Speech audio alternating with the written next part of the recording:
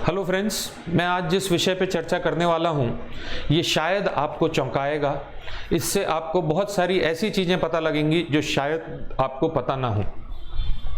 मैं आज कौटिल्य का अर्थशास्त्र और एडम स्मिथ की जो बुक है वेल्थ ऑफ नेशन, इन दो के बारे में मुख्यतः चर्चा करने वाला हूं। मैं थोड़ा सा आपको यहां पर बता देता हूं कि कौटिल्य कौन थे। कौटिल्य जिनको हम चाणक्य के नाम से जानते हैं, विष्णुगुप्त के नाम से जानते हैं, वो एक एंशियंट टीचर थे हमारे एंशियंट इंडिया में। और उनको दो चीज़ों के लिए जाना जाता है। एक तो मौर्यन एम्पायर का फाउंडेशन उन्होंने किया, चंद्रगुप्त मौर्य को उन्होंने राजा बनाया था। और दूसरी उनको दूसरी चीज के लिए जाना जाता है कि उन्होंने एक बुक लिखी थी या एक ग्रंथ की रचना करी थी जिसको हम अर्थशास्त्र के नाम से जानते हैं।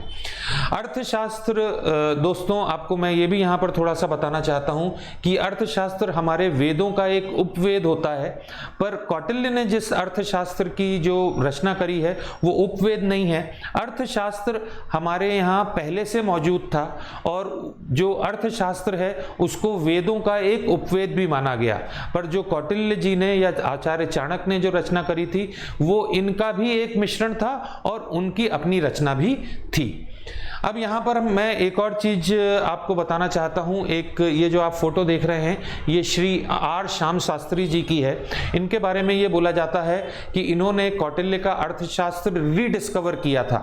ये बोला जाता है कि जो कौटिल्य का अर्थशास्त्र है ये खो गया था और ये श्याम शास्त्री जी को मिला था, जिसका उन्होंने ट्रांसलेशन किया और हमारी दुनिया के सामने लेके आए। और ये बात बिल्कुल सच है। और ये एक बहुत बड़े स्कॉलर थे, ये लाइब्रेरियन थे ओरिएंटल रिसर्च इंस्टीट्यूट मैसूर में। और उनका ये जो कंट्रीब्यूशन है ये अनपैरेलल है। इससे ही हमारे सामने कौटिल्य का अर्थशास्त्र आया है। अब मैं यहां पर आपको एक और चीज बता देता हूं कि कौटिल्य ने हमारे सामने बहुत सारी चीजें लाई हैं। यानी अगर आप देखेंगे तो वो सबसे पहले एक राजा का या एक गवर्नमेंट का क्या रोल होना चाहिए हमारी सोसाइटी में वो उन्होंने बताया है।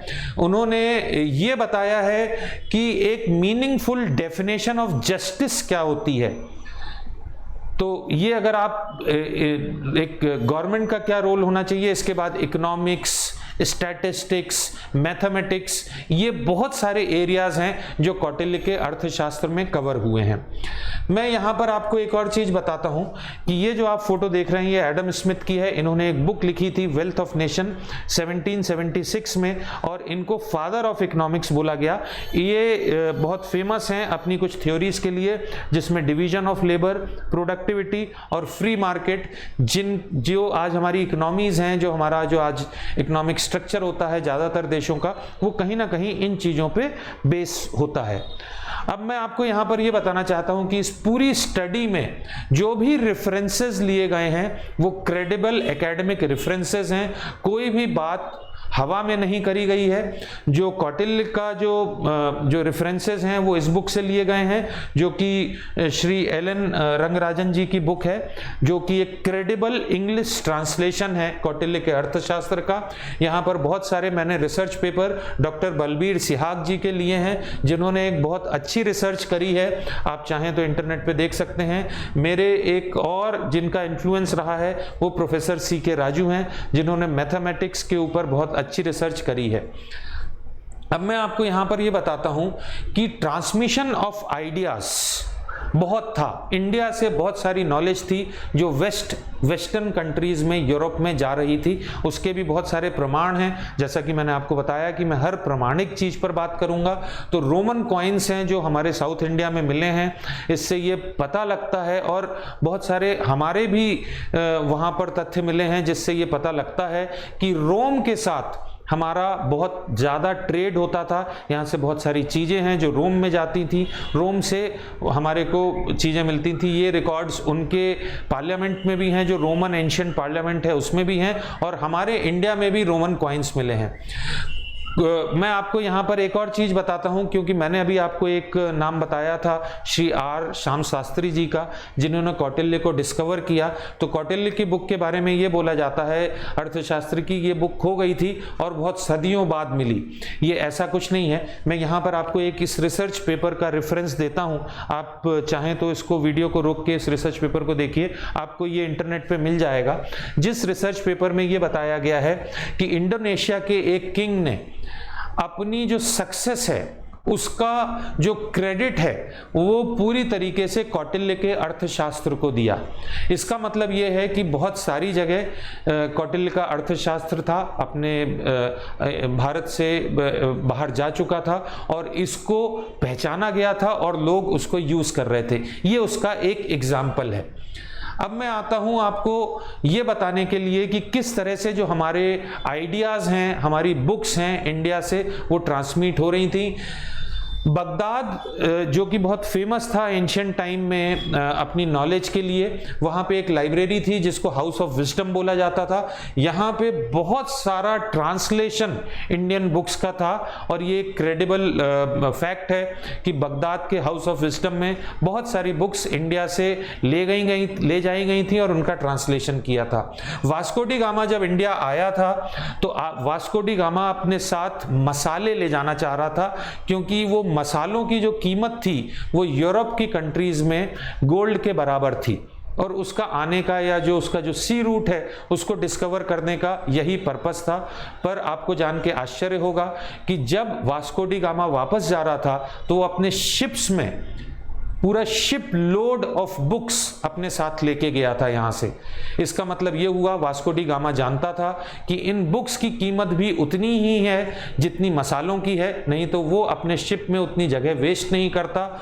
इसका मतलब बुक्स की कीमत वो जानता था और उन बुक्स की कीमत वो ये जानता था कि ये गोल्ड के बराबर है। तो इसका मतलब ये हुआ कि हमारी जो नॉलेज थी, हमारे जो एंशिएंट टेक्स्ट थे, वो बहुत बार बाहर गए हैं और उनके सोर्स बहुत थे बाहर जाने के। अब मैं यहाँ पर आपको एक और चीज़ बताने की कोशिश करता हूँ अब कि किस तरह से हमारी जो नॉलेज थी उसको यूज़ किया गया।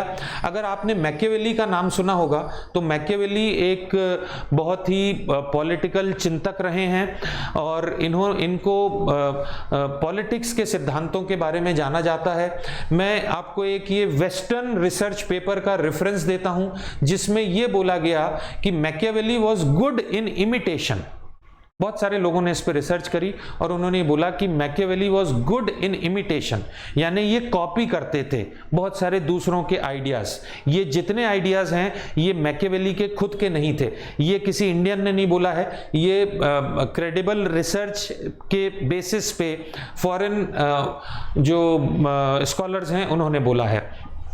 यहाँ पर मैं कोट करूँगा प्रोफेसर बलबीर सिहाग की रिसर्च के, जिन्होंने मैकियावेली को कंपेयर किया कौटिल्य के अर्थशास्त्र से। और आपको जानकर आश्चर्य होगा कि बहुत सारे मैकियावेली के सिद्धांत हैं जो ऑलमोस्ट कॉपी लगते हैं, पूरी तरीके से कॉपी लगते हैं कौटिल्य के अर्थशास्त्र से। यहाँ मैं आपको एक एग्जाम्पल देता हूँ। कौटिल्य का ये मैकियावेली का एक सिद्धांत है जो कि बहुत फेमस है, जिसमें वो ये बोलते हैं कि किंग को ऐसा कोई काम जो अनपॉपुलर हो, जो जनता में ज़्यादा पसंद ना किया जाए, वो उसको डेलीगेट कर देना चाहिए, किसी और को देना चाहिए और इससे वो अपनी रेपुटेशन उनको बचाना चाहिए। अगर आप कौटिल्य का अर्थशास्त्र पढ़ेंगे तो कौटिल्य के अर्थशास्त्र में ये चीज़ बिल्कुल हूबहू लिखी गई है। और अगर आप ये देखेंगे जो बलबीर सिहाग सर ने जो पेपर लिखे हैं उसमें उन्होंने एक तरफ लिखा है कौटिल्य को और एक तरफ लिखा है मैकियावेली को, और यहाँ पर जब उन्होंने कंपेयर किया है तो ये देखा है कि यहाँ पर जो दोनों के सिमिलैरिटीज़ हैं वो बहुत ज़्यादा हैं। इसके बाद हम आते हैं वेल्थ ऑफ नेशंस पे। तो वेल्थ ऑफ नेशंस जो कि एडम स्मिथ की बुक है, जिसके कारण उनको फादर ऑफ नेशन बोला गया, इस बुक के बारे में बहुत सारे लोगों ने ये बोला है कि एडम स्मिथ ने बहुत सारे कंसेप्ट्स आप इंटरनेट पे जाके सर्च कर सकते हैं। बहुत सारे कंसेप्ट्स दूसरी जगह से लिए, बाहर से लिए, और उसका क्रेडिबल रेफरेंस अपने पास नहीं दिया।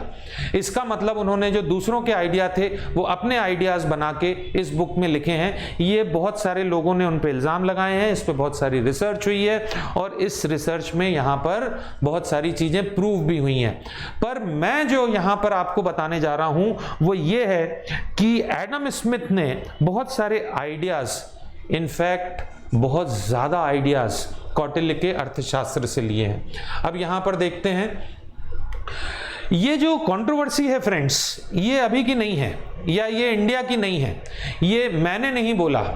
मैं आपको एक कहानी सुनाता हूं। जब ये एडम स्मिथ की बुक आई थी उस समय एक और व्यक्ति थे जिनका नाम था एडम फर्ग्यूसन।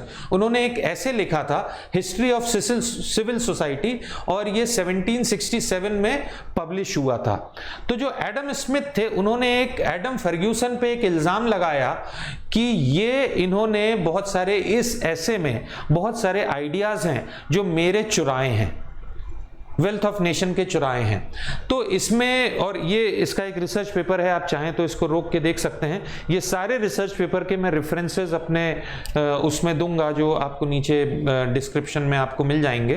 तो जो फर्ग्यूसन थे, एडम फर्ग्यूसन, उन्होंने सिर्फ इतना बोला, और ये एक रिसर्च में बाकायदा कोटेड है। उन्होंने ये बोला कि मैंने एडम स्मिथ से नहीं चुराया है, I was where Adam has been before him. उन्होंने बोला मैं उस जगह से ये चीज लेके आया हूं जहां से एडम स्मिथ ने ली है, मैंने उससे नहीं लिया है मैंने, पर कहीं और से लिया है। अब वो सोर्स क्या था जिससे इन दोनों ने अपनी चीजें निकाली थी और Adam Smith father of modern economics बन गए, वो चीज क्या थी? वो चीज थी फ्रेंड्स कौटिल्य का अर्थशास्त्र। आइए मैं आपको बताता हूं कैसे। अगर आप वेल्थ ऑफ नेशन देखेंगे तो बहुत सारी चीजें हैं, जैसे एक पिन फैक्ट्री का एग्जाम्पल है। अगर किसी ने भी इकोनॉमिक्स पढ़ी होगी उनको याद होगा कि एक पिन का एग्जाम्पल लेके एडम स्मिथ ने ये डिस्क्राइब किया है कि किस तरह से डिवीजन ऑफ लेबर से प्रोडक्टिविटी बढ़ सकती है। तो ये जो पिन फैक्ट्री का जो एग्जाम्पल था ये भी उन्होंने कहीं और से लिया था, ये उसका रिसर्च है, ये उसमें बताया गया है कि ये इंसाइक्लोपीडिया था जिससे ये हू बहू उन्होंने पूरी तरीके से वो एग्जाम्पल लेके अपनी वेल्थ ऑफ नेशन में लिख लिया था। अब यहां पर हम बात करते हैं कौटिल्य और एडम स्मिथ की। हम ये देखने की कोशिश करेंगे कि कौन से विषय हैं वो जो मेल खाते हैं, ऐसे कौन सी चीजें हैं। यहां पर मैं बलबीर सिहाग जी की जो रिसर्च है उसको भी कोट करूंगा, और आप ये देखेंगे कि बहुत सारे आइडियाज हैं।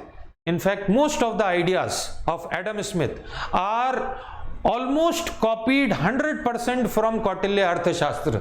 जैसे कैसे, अगर आप देखें, सबसे पहले Kautilya and Adam Smith on scope of economics, economics की डेफिनेशन क्या होती है, इसके ऊपर अगर आप ये देखेंगे तो दोनों के जो आइडियाज हैं वो ऑलमोस्ट सेम आते हैं। आप थोड़ा सा रोक के यहां पर पढ़ लीजिएगा तो आप देखेंगे कि एडम स्मिथ और कौटिल्य जो इकोनॉमिक्स जिसको बोल रहे हैं, जिसको रोल ऑफ इकोनॉमिक्स या स्कोप ऑफ अर्थशास्त्र क्या लिखा है यहां पर, स्कोप ऑफ अर्थशास्त्र इन द बिगनिंग, कौटिल्य ने, ये इसमें पेज भी दिया हुआ है, ये पेज उस बुक के हैं जो मैंने आपको बताया था। उन्होंने ये उसका कौटिल्य ने जो स्कोप है वो ये यहाँ पर ये दिया है।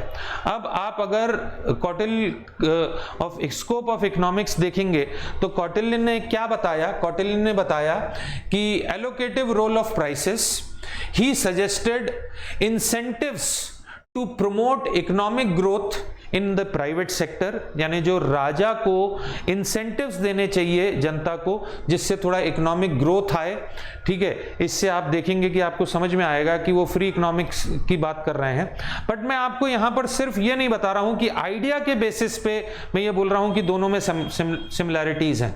आप देखेंगे कि almost ideas are almost same दोनों में। कौटिल्य सजेस्टेड कि king shall be ever active in management shall be ever active in management of economy. ठीक है, root of wealth is economic activity and lack of it brings material distress.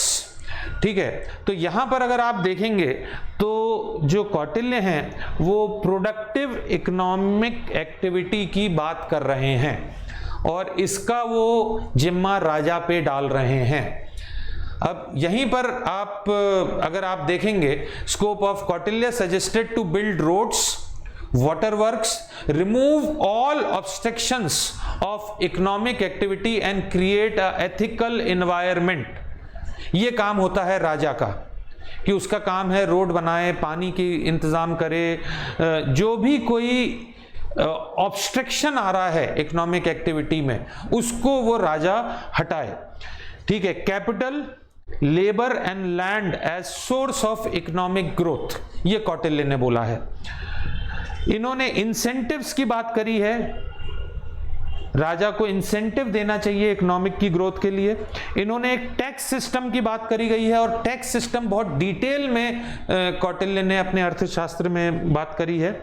ठीक है, और इन्होंने ये बोला है कि लॉज होने चाहिए लीगल, जो कि बिजनेस को प्रोटेक्ट करेंगे। ठीक है, अगर आप इन्हीं को देख लीजिए तो अब आपको थोड़ा थोड़ा ये समझ में आने लगेगा, ये तो वही बातें हैं जो आज हमें इकोनॉमिक्स में पढ़ाई जाती हैं और जिसमें ये बोला जाता है कि ये father of economics Adam Smith से आई। आगे हम आते हैं scope of wealth of nation. अब एडम स्मिथ ने किस तरह से इकोनॉमिक्स को डिफाइन किया, अगर आप देखेंगे तो उन्होंने लिखा है the great object of the political economy of every country is to increase riches and power of that country. उन्होंने ये बोला है कि ये एक पॉलिटिकल इकोनॉमी का एक ऑब्जेक्टिव होता है और एडम स्मिथ ने ये डिफाइन किया है, इसमें बाकायदा रेफरेंसेस के साथ मैं बात कर रहा हूं। Political economy considers as branch of sciences of statesmen and legislature and it's provide a plentiful revenue or substance for the people। तो यहां पर अगर आप ये देखेंगे कि ये भी करीब करीब वही बातें कर रहे हैं जो कि कौटिल्य के अर्थशास्त्र ने करी हैं। अब हम यहां पर आते हैं दोनों के बारे में, कौटिल्य और एडम स्मिथ ने इकोनॉमिक ग्रोथ को लेकर क्या बोला है, किस तरह की बातें करी हैं। Kautilya has identified land, labour, capital as the source of economic activity.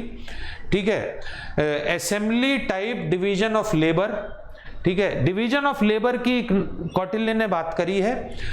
What is now called Fordism was practiced during 4th century BC in India।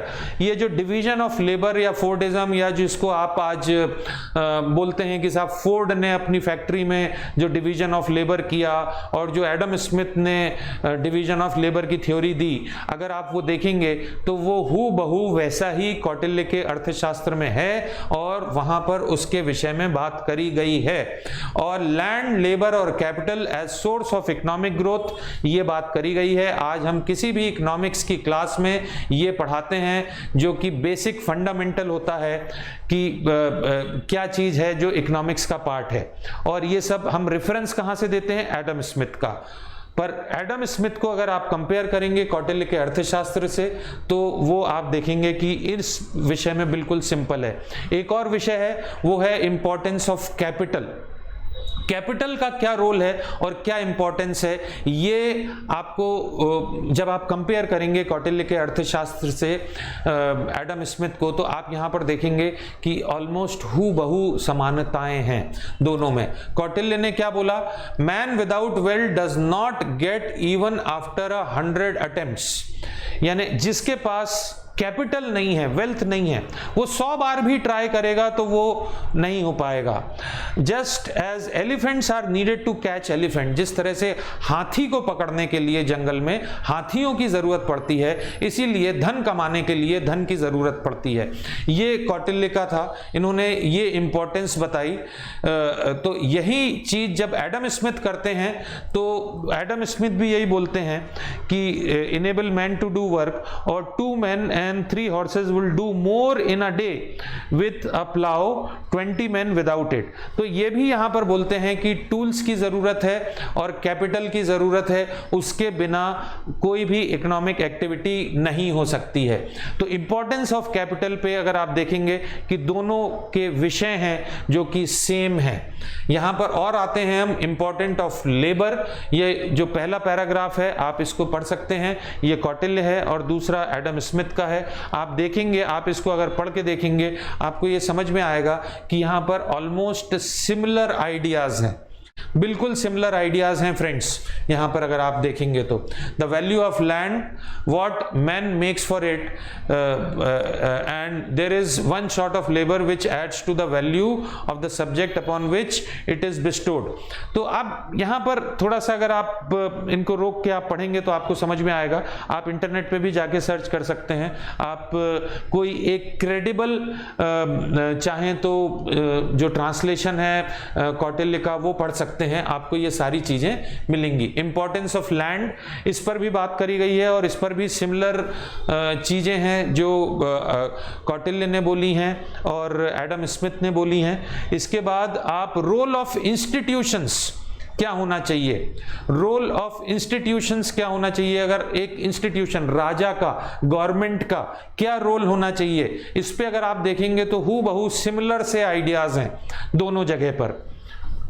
इसके बाद आप आएंगे अदर एरियाज, बहुत सारे और सिर्फ इतने ही नहीं हैं, जैसे प्रिंसिपल ऑफ टैक्सेशन, ठीक है। इसमें आप देखेंगे कि कौटिल्य और एडम स्मिथ के जो आइडियाज हैं वो ऑलमोस्ट सेम हैं। कौटिल्यन अनडिजायरेबिलिटी ऑफ मोनोपोली, मोनोपोली के विषय में दोनों ने विरोध किया है।